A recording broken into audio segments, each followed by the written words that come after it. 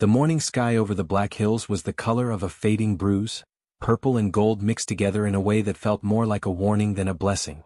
It was August of 1874, and the Lakota people had lived on these lands for generations, watching the horizon the way a mother watches a sleeping child, with love but never without worry. Clara Whitfield was 22 years old, and today was supposed to be the happiest day of her life.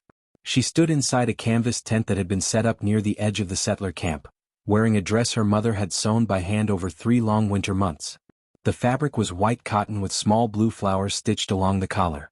Her dark hair was pinned neatly above her ears, and her cheeks were flushed with a nervous kind of joy.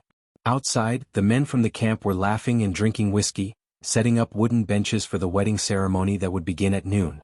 Her groom was Thomas Hale, a land surveyor from Ohio who had come west with a government expedition. Thomas was tall and broad-shouldered, with steady hands and quiet eyes. He had asked Clara to marry him 3 months earlier, kneeling in the dirt beside a wagon wheel with a ring made from a twisted copper wire. She had laughed and cried at the same time and said yes before he even finished asking. What neither Clara nor Thomas knew, what none of the 30 settlers gathered at that camp knew, was that 20 miles to the east, something terrible was already moving toward them. The Whitfield camp sat on land that the Lakota considered sacred. It was not farmland. It was not unclaimed wilderness. It was a burial ground, a place where the bones of ancestors had rested for 200 years, marked by stones the settlers had kicked aside without ever understanding what they meant. The government maps did not show this. The land surveyors did not ask. And the settlers, eager and desperate for a new life, had simply arrived and begun building. For weeks, a group of young Lakota warriors had watched from the ridges. They were angry, rightfully so. Their sacred ground was being disturbed. Their warnings had gone unheeded. A letter sent through a government interpreter had never been delivered. A meeting requested with the camp's leader had been refused. Patience, which had been held tightly for so long, was finally beginning to crack. Chief Lakota knew all of this. He was 51 years old, with a face carved by decades of wind and sun, and eyes that carried the particular kind of sadness that comes from watching the world change against your will. He had fought in his youth. He had seen war's cost paid in the faces of mothers and children. He had made a promise to himself, and to his people, that he would not spend lives carelessly. But on this morning, as he rode along the ridge above the settler camp and looked down at the white tents and the laughing strangers below, he heard the thunder of hooves behind him. His scouts had returned early. Their faces were tight with urgency. The young warriors had moved. They had not waited for his word.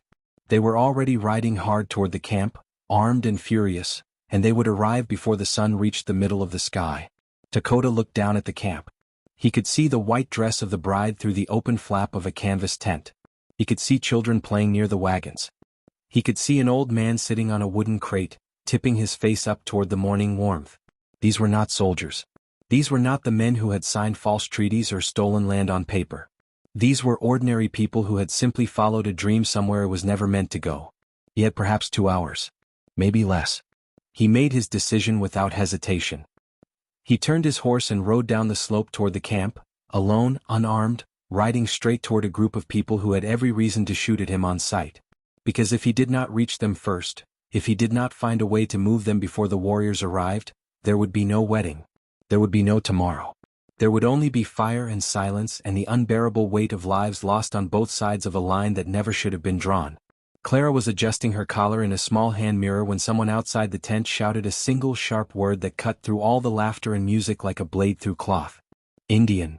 The word fell over the camp like a stone dropped into still water, and everything, every sound, every movement, every breath, went perfectly, terrifyingly still.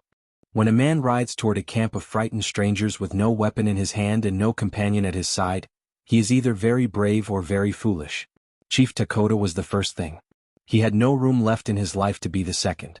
He came down the slope at a steady pace, not slow enough to seem timid, not fast enough to seem threatening.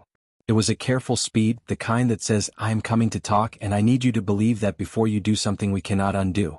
He held his right hand open at his side, palm facing outward, the oldest gesture of peace known to both his people and the strangers below. By the time he reached the flat ground near the camp's edge, 6 rifles were pointed at him. He stopped his horse 30 feet from the nearest man, a broad, red-faced settler named Gus Brennan, who was gripping a Winchester with white knuckles and sweating through his collar despite the morning cool. Behind Gus, the rest of the camp had scattered and regrouped. Women were pulling children behind wagons. Men were grabbing weapons from wherever they had been left, in tents and under blankets and propped against wagon wheels.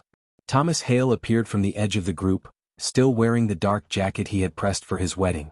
He stepped forward carefully, positioning himself between the rifles and the man on horseback. Not because he was fearless, his hands were shaking, but because he understood, in some quiet and instinctive part of himself, that whatever was happening here required calm, not chaos. "Hold your fire," Thomas said loudly and clearly. "He's not armed." Gus Brennan did not lower his rifle. "That don't mean a thing," he said. "Could be a distraction. Could have 100 more right behind him." Thomas looked at Dakota. The chief's expression was unreadable, but his eyes were not hostile. They were urgent. There was a difference, and Thomas felt it the way you feel a change in weather, not through any single sense but through all of them at once. "Does anyone speak Lakota?" Thomas called out. Silence. "Any Sioux? Dakota? Anything?"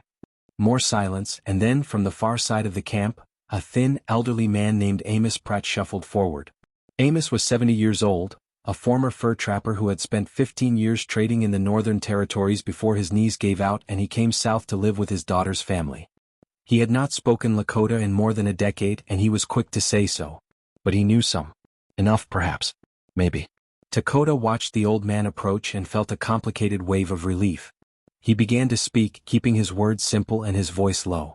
He did not use formal speech. He did not offer ceremony or explanation. He said what needed to be said in the plainest way he could say it. Amos listened, his brow creased, his lips moving slightly as he worked to catch the words.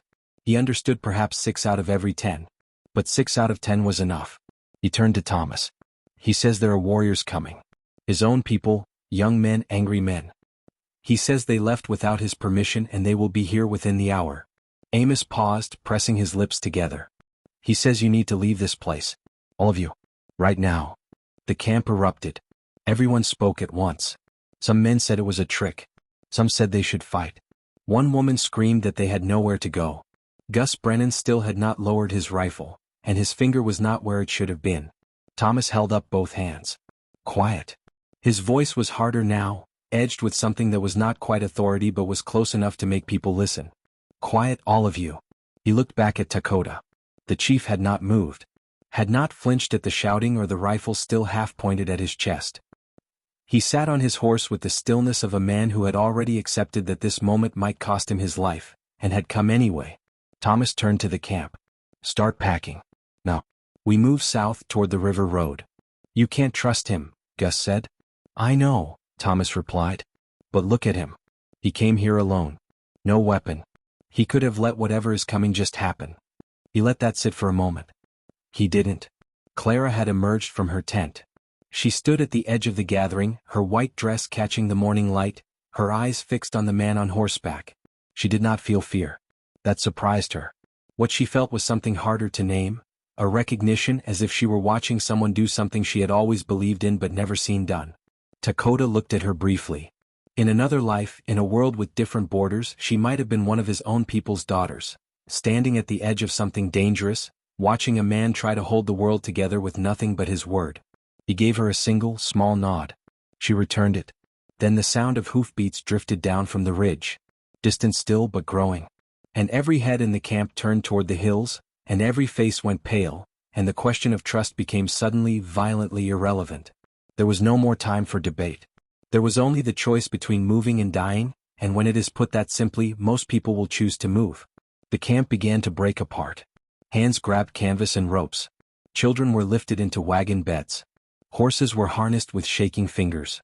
And all of it happened in under 4 minutes, which is both a very long time and no time at all when hoofbeats are getting closer. They moved south in a broken line of wagons and horses, the kind of desperate column that has no order and no plan beyond the single shared instinct of survival. Clara sat in the second wagon beside her mother, still wearing her wedding dress because there had been no time to change. The white fabric was already dusty at the hem. Her bouquet of wildflowers, picked that morning from the edge of the creek, sat forgotten in the dirt back at the camp. Thomas rode alongside the wagon on his gray horse, scanning the ridgeline constantly. Behind them, back at the now abandoned camp, Chief Dakota had turned to face the approaching warriors alone. This was not part of any plan. There had been no plan. But as the settlers had scrambled to leave, Lakota had made a quiet and private calculation. The warriors were riding fast. The settlers were moving slow. There was a gap of perhaps 12 minutes between them, and a lot could happen in 12 minutes when anger was driving the horses. Someone needed to slow the warriors down. Someone needed to stand between the fury coming over that ridge and the frightened people fleeing below. And since Lakota was the only one present with both the authority to speak to the warriors and the standing to be heard, that someone was going to be him. He positioned himself in the center of the camp, the abandoned camp, with its overturned benches and collapsed tents and the ghostly remnants of a wedding that never happened. He dismounted and stood on the ground rather than remaining on horseback, because he wanted the approaching warriors to see a man, not a rider. A leader, not a soldier. The warriors came over the ridge in a group of 19, led by a young man named Chayton, who was 24 years old and burning with the particular fire of someone who has watched injustice accumulate day after day until it becomes unbearable. Chayton was not cruel. He was not evil. He was furious and tired and convinced that words had failed and only action remained. In a different world, Lakota might have agreed with him. But this was not a different world. Chayton pulled his horse to a stop when he saw Lakota standing alone in the empty camp. The warriors fanned out behind him, some of them confused, some already reading the situation and feeling the first cool shadow of uncertainty fall over their heat. Lakota spoke. He spoke for a long time, and he spoke with the full weight of his authority and his age and every hard year behind him. He did not shout. He did not plead. He spoke the way a river moves, with a force that is steady and inevitable and does not require loudness to be felt. He told Chayton what he had already told the settlers. This ground was sacred and deserved respect. He told him that the settlers had left. He told him that blood spilled on sacred ground did not honor the ancestors. It violated them further. He told him that killing unarmed women and children and a bride in a white dress would not restore what had been taken. It would only give the government the story it needed to send soldiers, real soldiers by the hundreds, to punish the Lakota people for generations. Chayton listened. His jaw was tight. His eyes were fierce. But he listened. Among the warriors, some had already noticed the tracks in the dirt, the deep ruts of wagon wheels, the scattered ashes of a fire, the bent grass where tent stakes had been pulled. The settlers were gone. The camp was empty. There was nothing here to destroy and no one here to punish. And Lakota was standing in the middle of it, alone, having apparently convinced 30 strangers to abandon everything they had built with a few words and an open hand. Even Chayton could not deny what that meant. It meant that the chief had put himself between his own people and the consequences of their anger. It meant he had risked his life, not for the settlers exactly, but for the principle that his people should not have to carry the weight of unjust deaths. It meant that he had acted the way a true leader acts, not for praise, not for power, but for the long and difficult future. Chayton was silent for a very long time. The horses shifted and breathed. A hawk circled overhead in the high, pale sky. Then Chayton said quietly, "They will come back." "Yes," Lakota said. "Many will come. But some will not. And the ones who do not come back, we will have saved them. And ourselves." It was not a perfect answer. It did not make the injustice disappear or the grief smaller. But it was honest, and Chayton was young enough to still be reached by honesty. He turned his horse. One by one, the warriors turned with him, moving back up toward the ridge, back into the hills, carrying their anger with them but not spilling it here. Lakota stood alone in the empty camp for a long time after they were gone. The silence pressed in from all sides, thick and full and strange. He looked at the overturned benches, the scattered flower petals on the ground, the small mirror that Clara had left behind in her tent, still propped against a wooden box, reflecting a small square of empty blue sky. He picked it up, set it carefully on a flat rock, facing upward so it caught the sun. Then he rode south. The settler column had been moving for almost 2 hours when the sound of a single horse coming up behind them sent every armed man spinning around with a weapon raised. Clara was the first one to recognize the rider. She stood up in the wagon bed, one hand gripping the side rail, shading her eyes against the afternoon glare. "It's him," she said. "It's the chief." Thomas was already riding back to meet him. The two men came face to face on the open prairie, the settler on his gray horse and the Lakota chief on his dark one, with the flat golden land stretching out in every direction and the sky above them enormous and indifferent to the small, consequential things happening beneath it. Lakota pulled a small piece of carved bone from his belt and held it out. Amos Pratt was brought forward again, wheezing from the ride, squinting in the afternoon light. He studied the carving for a moment, then looked up at Thomas. "Safe passage token," he said. He's saying we can use this trail south without trouble. Anyone who sees it will know we're under his protection." Thomas reached out and took it. He held it in both hands the way you hold something you understand is worth more than its weight. Then he looked at Dakota directly, the way one man looks at another when all the complexity has been stripped away and what remains is simply gratitude. Raw and real and too large for words. He tried anyway. "Why?" he asked. And Amos translated. Dakota considered the question for a moment. His answer, as Amos related, was short and unhurried. "Because your bride was standing in my grandfather's burial ground wearing a white dress. And my grandfather believed that the worst thing a man can do is let something beautiful be destroyed when he had the power to preserve it." The column was quiet for a long moment after Amos finished translating. Even Gus Brennan, who had spent the entire retreat muttering about ambushes and tricks, said nothing. Clara climbed down from the wagon. Her shoes were wrong for walking on prairie dirt, thin-soled and delicate, made for wooden church floors, but she walked anyway, crossing the short distance to where Thomas and Dakota sat on their horses. She looked up at the chief. He looked down at her. She did not know any Lakota words. She knew that words at that moment would probably not carry what she needed them to carry anyway, so she did something else. She reached up and unpinned the small blue brooch from her collar, the only piece of jewelry she owned that had belonged to her grandmother, a simple oval of painted enamel that she had worn every day since she was 15 years old. She held it up toward him. Dakota looked at it for a moment. He reached down and took it from her fingers with a gentleness that seemed at odds with the size and roughness of his hands. He turned it over once. Then he placed it carefully into a small leather pouch at his side. Nobody translated anything. Nobody needed to. Thomas placed his hand briefly on Dakota's arm, the kind of gesture that soldiers sometimes use with each other after something hard has been survived together, and then turned his horse back toward the column. The line of wagons began to move again, heading south toward the river road, toward the fort, toward a future that would still be difficult and uncertain, but would at least be a future. Dakota watched them go. He stayed on his horse in the middle of the open ground until the last wagon disappeared into the low haze of distance. He was not entirely sure what he felt. Relief, certainly. A kind of exhausted satisfaction. But also something more complicated. A heaviness that came from knowing that today was one day, and that the long story of his people and these newcomers had many more chapters to come, and not all of them would end this way. He thought about Chayton, riding back into the hills with a fire in his chest that had been banked but not extinguished. He thought about the young warriors who would wake up tomorrow still angry, still grieving, still watching their world narrow with every passing season. He could not fix that with one afternoon's courage. He knew that. He was not fool enough to think he had solved anything larger than today. But today mattered. Today, a woman in a white dress had gone home to her life. Today, 19 young men had turned their horses without leaving blood on the ground. Today, an old fur trapper had remembered enough of a language he thought he had forgotten to say the words that needed saying. Today, a surveyor from Ohio had made the right choice when making the wrong choice would have been so much easier. The prairie wind moved through the grass with a long, slow sound like breathing. The sun was dropping toward the western edge of the world, painting the hills in colors that had no good names. Dakota reached into his leather pouch and took out the small blue brooch. He held it up and let the last of the afternoon light catch it. It glinted once, small and bright and improbable, like something that should not have survived but had. He put it back in the pouch, turned his horse north, and rode home. The wedding happened 3 weeks later at the fort on the Platte River. It was a much smaller ceremony than the one that had been planned. No wooden benches, no canvas tent, no wildflowers from a creek bed that Clara would never see again. Just a square room with a plank floor, a minister with a cold, a handful of witnesses, and 2 people standing close enough to feel each other's heartbeats through their sleeves. But Clara had never felt more present in any moment of her life than she did in that room, saying those words.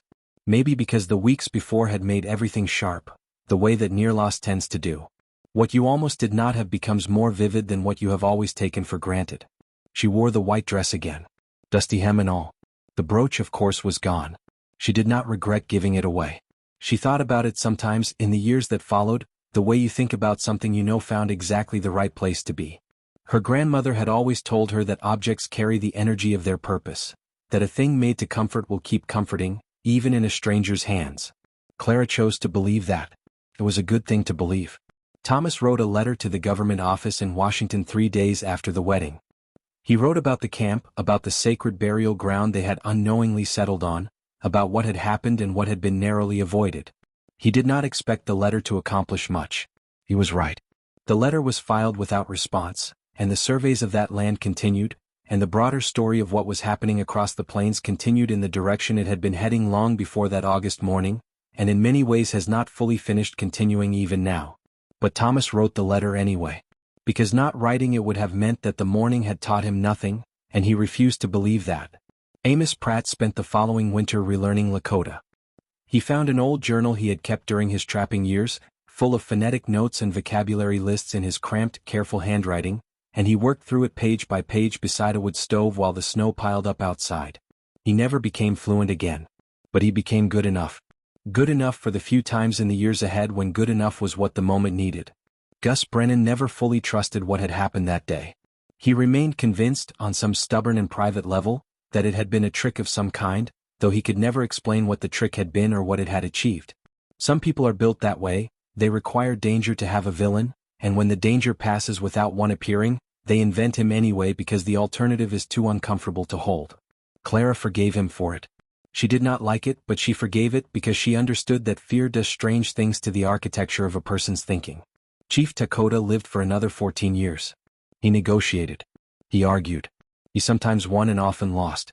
He watched the world he had known shrink and change in ways that cost him sleep on more nights than he could count. He was not a saint. He was not a symbol.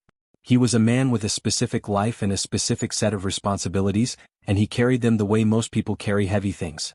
Imperfectly, with effort, without stopping.